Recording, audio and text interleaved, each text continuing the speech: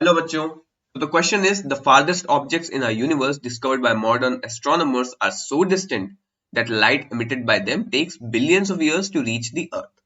These objects, known as quasars, have many puzzling features which have not been satisfactorily explained.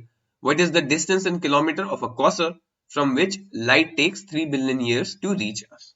तो हमारा universe जो है वो काफी बड़ा है और हमारे यूनिवर्स में कई सारे ऑब्जेक्ट्स ऐसे हैं जो इतने ज्यादा डिस्टेंट हैं कि वहां से लाइट को भी हम तक पहुंचने में बिलियंस ऑफ ईयर्स लग जाते हैं.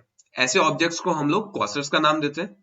और ऐसा ही एक क्वासर है जिससे लाइट को हम तक पहुंचने में 3 बिलियन ईयर्स लग रहे हैं.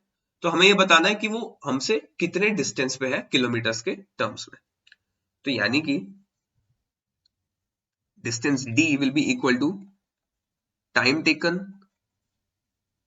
by light to reach us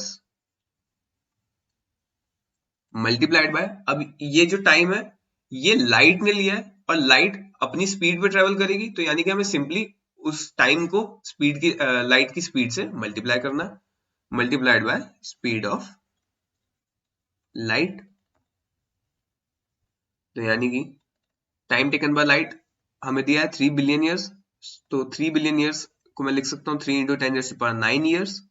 और ईयर्स को सेकेंड्स में कन्वर्ट करने के लिए मुझे इसको मल्टीप्लाई करने का पड़ेगा सबसे पहले 365, ताकि ये डेज में कन्वर्ट हो जाए, फिर 24 आवर्स, फिर 60 मिनट्स और फिर फाइनली 60 सेकेंड्स. तो ये ईयर्स थे.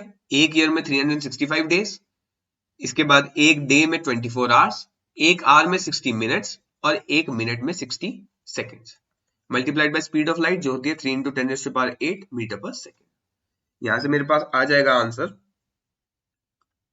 2.838 इंटू 10⁻25 मीटर्स. और हमें किलोमीटर्स में आंसर देना है, तो ये हो जाएगा 2.8 इंटू 10⁻22 किलोमीटर्स. तो ये जो क्वासर है हमारा, ये 2.8 इंटू 10⁻22 किलोमीटर्स के डिस्टेंस पे, जो कि हमारा फाइनल आंसर होने वाला है. So I hope you understood this question well and all the best.